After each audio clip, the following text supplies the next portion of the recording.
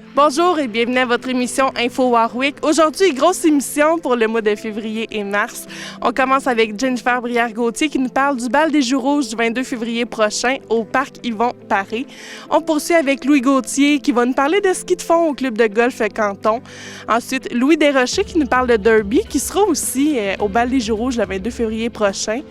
Et on termine l'émission à la bibliothèque Père-Rodolphe-Barry avec Virginie Tétrault qui nous parle du mois de l'histoire des Noirs, des activités de la semaine de relâche pour le mois de mars. Et on termine avec une initiative spéciale de la bibliothèque pour le mois de l'amour, le mois de février. Bonne émission!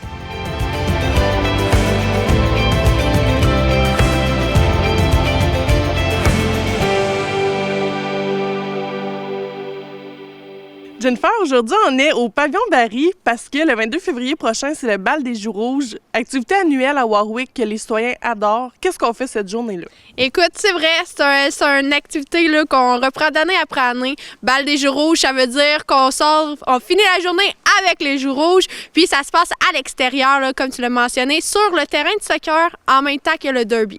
Dans cette journée-là, il y a les jeux gonflables, notre classique, la tire sur la neige, une nouveauté cette année, le hockey bulle, donc des grosses bulles où on va se rentrer dedans. On a aussi des cubes de neige où on va pouvoir faire de la sculpture, peinturer avec des push-push, comme on dit. On a aussi la petite fermette qui est notre classique. On a une activité de cirque qui va être là, fait qu'on va pouvoir faire de la jonglerie avec des animateurs spécialisés là-dedans. On a notre classique, le feu, avec des guimauves gratuits pour les familles et les enfants. Puis, on a une cantine où on peut acheter des hot dogs, des collations. Fait qu'en gros, c'est ça notre journée du bal des Joues rouges.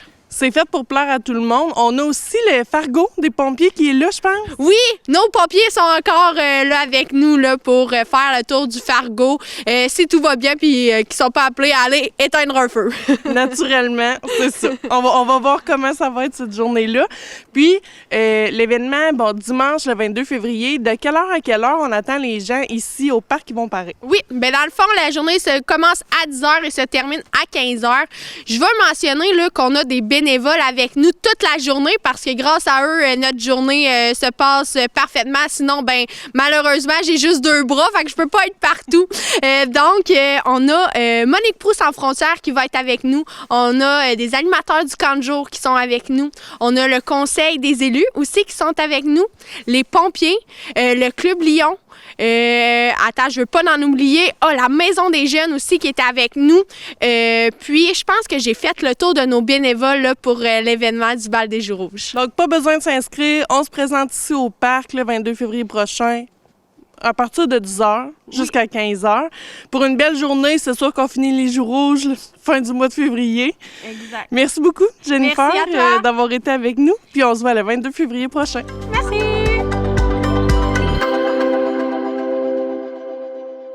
Ce matin, on change de décor. On est venu au club de golf Canton parce qu'on va parler de ski de fond aujourd'hui avec Louis Gauthier.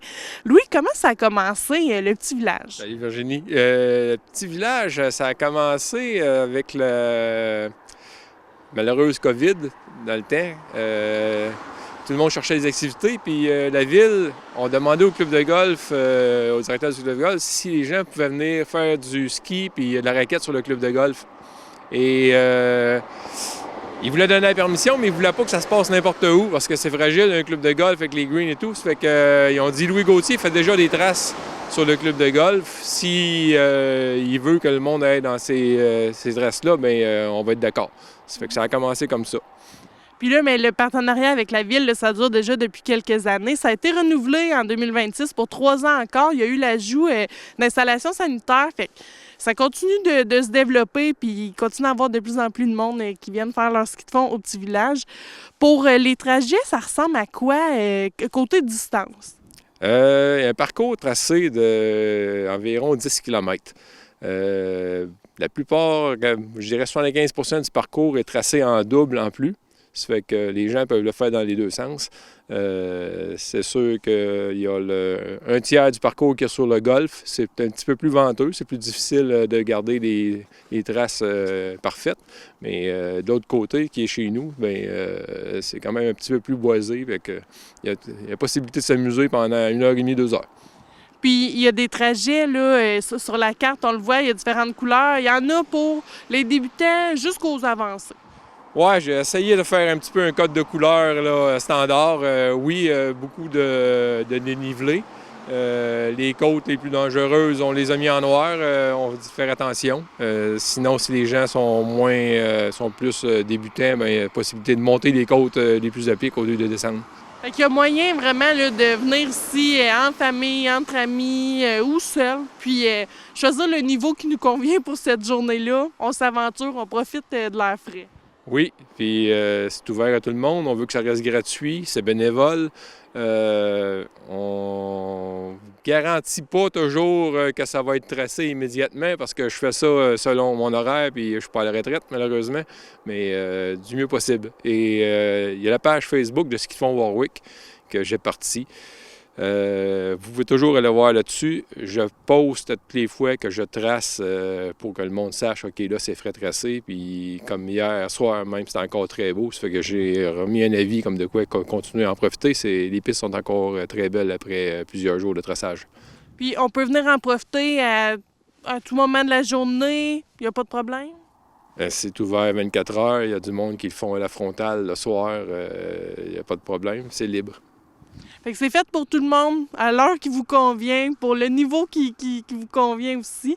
Fait que merci beaucoup, Louis, d'avoir été avec nous pour présenter le petit village, le parcours de ski de fond. On s'informe sur Facebook. Quand c'est frais tracé, c'est le temps de s'en venir au club de golf. Merci beaucoup. Parfait. Merci, Virginie.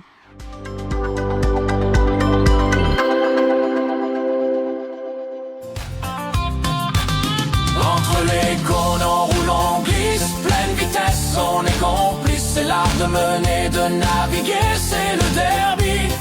Rien pour nous freiner. Une autre porte, voilà ma chance. Chaque seconde est de l'endurance. Mon cheval me rend hommage à chaque passage. C'est un langage, un lien que l'on partage. Entre les cônes on roule, on glisse, pleine vitesse, on est complice. C'est l'art de mener, de naviguer, c'est le derby. Rien pour nous freiner. Oh yeah! Entre les cônes on roule, on glisse, pleine vitesse, on est complice. C'est l'art de mener, de naviguer, c'est le derby. Rien pour nous freiner. On est présentement avec Louis Desrochers au pavillon Barry pour parler de Derby Warwick. Il y a un grand événement qui s'en vient le 22 février prochain. Ça risque d'attirer beaucoup de monde dans la ville. Derby Warwick, c'est quoi? Derby Warwick, on est rendu à notre 11e édition qu'on organise. C'est des compétitions de chevaux attelés sur neige. Le parcours qu'on fait, c'est un parcours qui est basé avec des cônes qui sont numérotés de 1 à 12 habituellement, avec 2 obstacles qui, eux, sont lettrés dans le parcours. Le temps, c'est une course contre la montre. Il y a juste un cheval en compétition par ronde. Puis il y a des meneurs de partout dans la province qui viennent voir ça. Puis c'est une activité là, qui est très plaisante.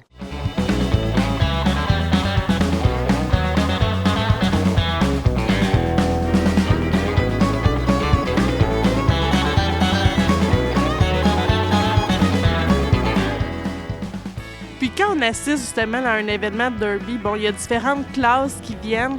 À quoi on peut s'attendre pour le 22 février prochain? Il y a plusieurs classes. Il y a les chevaux qui sont des chevaux miniatures, de très petite taille, qui, eux, sont dans leur classe respective à eux. Après ça, il y a les attelages en simple, qui, eux, sont juste un cheval. Puis ensuite de ça, c'est les classes en double. Le meneur conduit 2 chevaux en même temps. Puis toujours dans le même parcours là, qui est numéroté puis lettré avec les cônes qui, eux, sont munis de balles. Puis à toutes les fois qu'il y a une balle qui tombe, on ajoute du temps de pénalité au temps du compétiteur. Puis ensuite, ils classent ça pour une finale qui est habituellement très enlevante. On pousse la machine dans le dernier droit, les portes 9-10. Ça va vite, là. 1,31, 1,33. Mesdames, messieurs, pour la dernière fois en 2025, l'équipage de Eugène Hugues. Bonne main, l'applaudissement, on l'encourage et on vient compléter avec un temps de 1,45 418, monsieur le juge. Cette année, on a un compétiteur qui se déplace de l'Ontario pour venir jusqu'au Derby de Warwick. C'est quand même très, très reconnaissant. Là. Les gens se déplacent d'ailleurs, fait on peut dire qu'on organise un bel événement, autant pour les compétiteurs que ceux qui désiraient venir voir ça. Là. C'est quand même vraiment le fun. C'est un événement qui est gratuit, on assiste à ça. C'est en même temps que le bal des Joues rouges, en fait, là, le 22 février prochain, ici au pavillon Barry. Donc, les gens arrivent le matin à partir de... La compétition commence dès 10 h. Les gens arrivent dans ces heures-là environ. Puis la compétition, là, ça commence assez fort. Il n'y a pas de temps mort vraiment. Puis on invite tout le monde à venir voir ça. Ça va très, très bien pour M. Florent.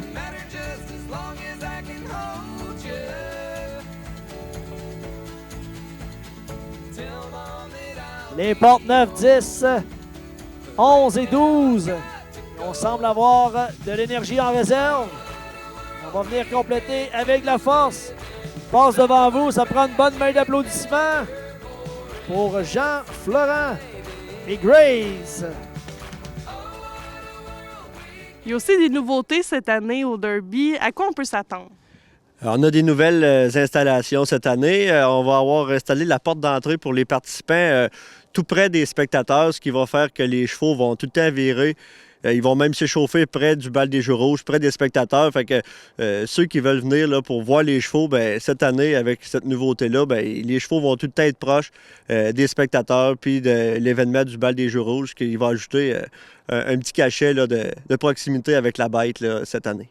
C'est vraiment intéressant. C'est comme une expérience qui sort du quotidien de l'ordinaire. Fait que clairement, ça va être une belle nouveauté. Puis, pour les gens qui vont avoir besoin de se réchauffer, peut-être fin février, il risque de faire encore froid. Y a-t-il d'autres installations pour lesquelles les gens vont pouvoir profiter pendant la journée? Ben oui, évidemment. Le nouveau pavillon Barry, là, il nous permet d'avoir un espace, premièrement, à l'abri du vent, puis on a réussi à avoir du chauffage dans la cantine qui va se trouver à l'intérieur du pavillon Barry. Fait que les gens qui vont vouloir passer la journée avec nous autres, bien, ils vont pouvoir avoir une place pour se réchauffer, en plus d'avoir un bon service de cantine puis de bar, tout pour avoir une belle journée à l'extérieur. Là. Alors Louis, c'est un fidèle du Derby. A toujours participé à chaque édition du Derby. Au début, c'est en ski joring avec les juments de son grand-père, Cachemire. Et maintenant, le voici en simple avec Way Over. D'ailleurs, fait important, Way Over, c'est une stand de bret qui fait des courses tout l'été à l'hippodrome Trois-Rivières. Vous pouvez la voir en action durant toute la saison estivale. Way Over, une très bonne jument avec un grand cœur, multidisciplinaire puisqu'elle participe au Derby l'hiver et aux courses sous harnais l'été. Pour ceux qui ne peuvent pas se déplacer le 22 février, il y a aussi une diffusion qui est sur Facebook, sur YouTube aussi. C'est quoi les noms des pages qu'on peut suivre l'événement? Ça va être en direct sur Facebook et sur YouTube, comme Virginie l'a mentionné, au nom de Derby Warwick.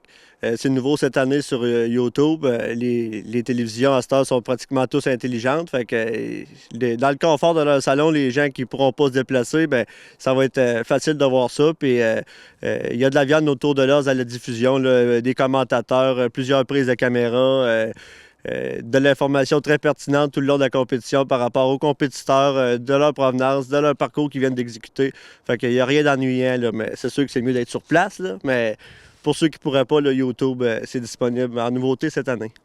Absolument, on invite les gens à se déplacer dans la mesure du possible. Plus il y a de monde, plus ça va être le fun, en même temps que le bal des Joues rouges en plus. Merci, Louis, d'avoir été avec nous. Bien, ça me fait plaisir, puis on vous attend le 22 février au Parc Yvon Farré dès 10 h.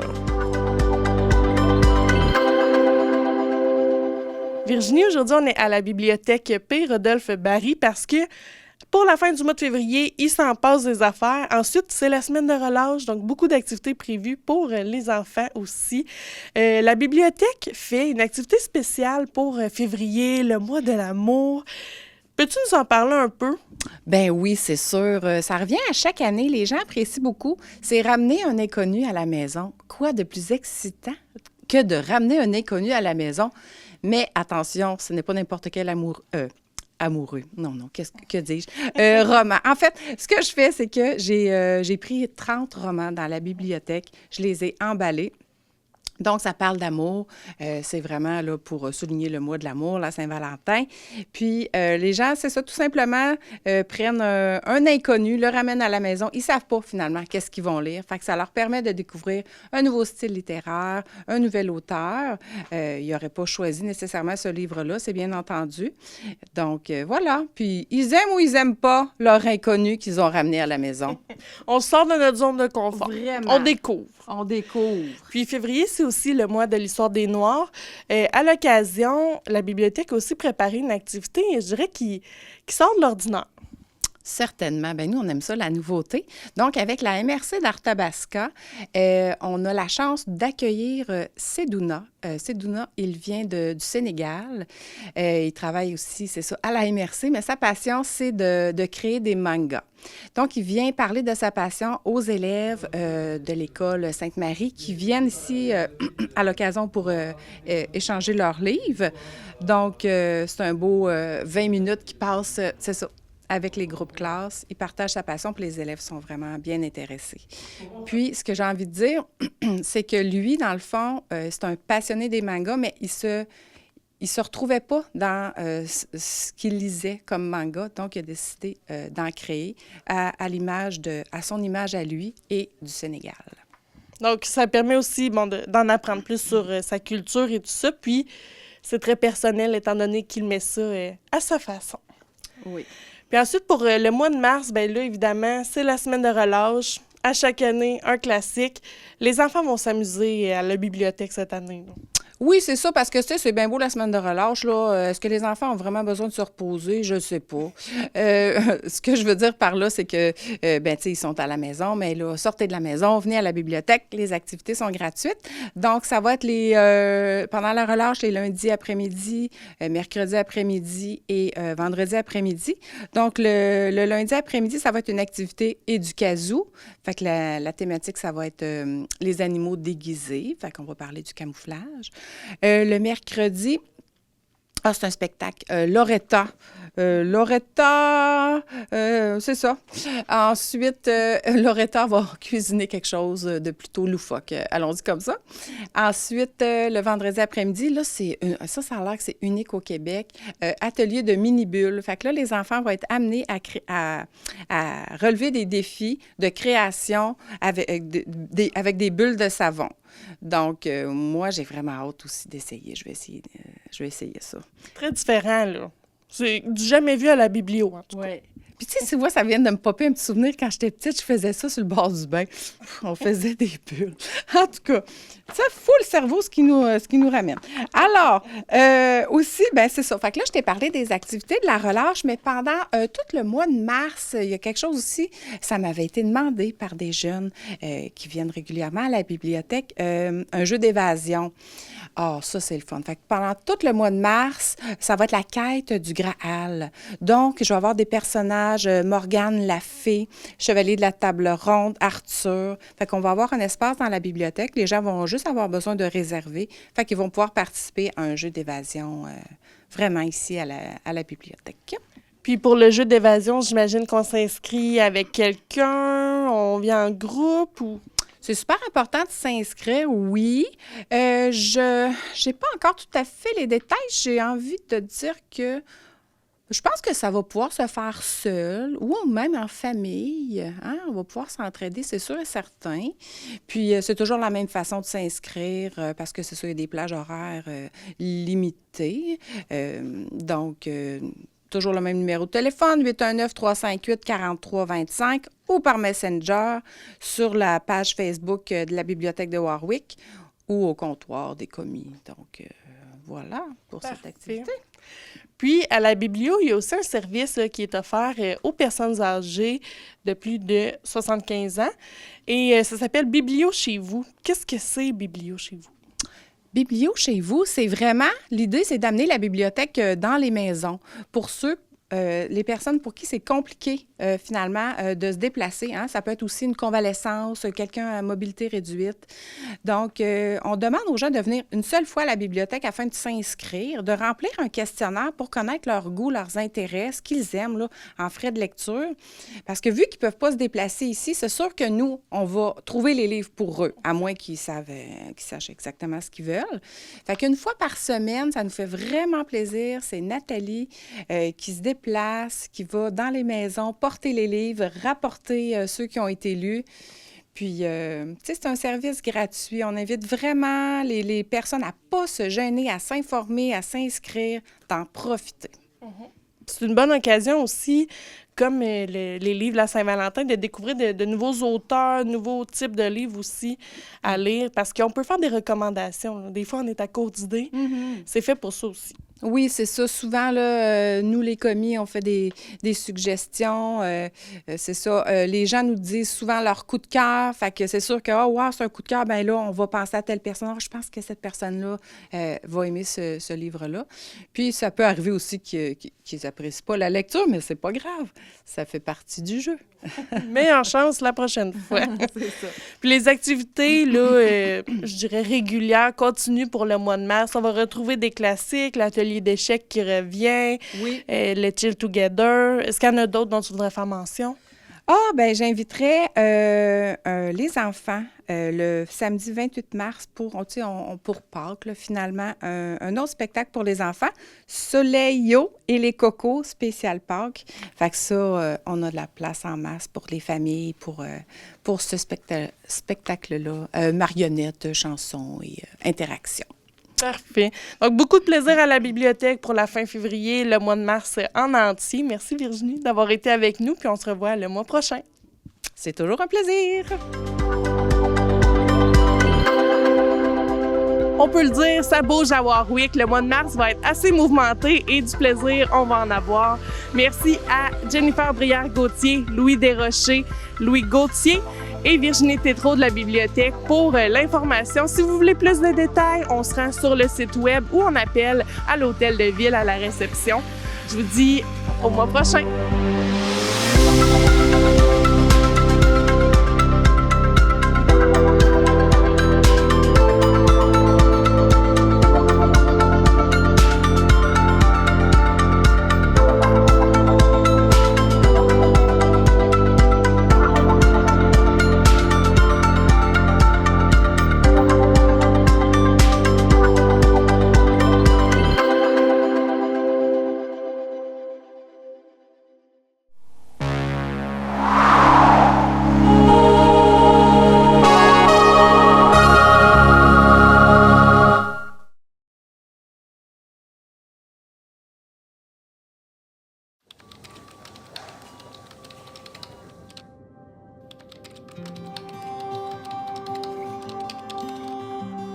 Bonjour, je suis Céline Lavertu.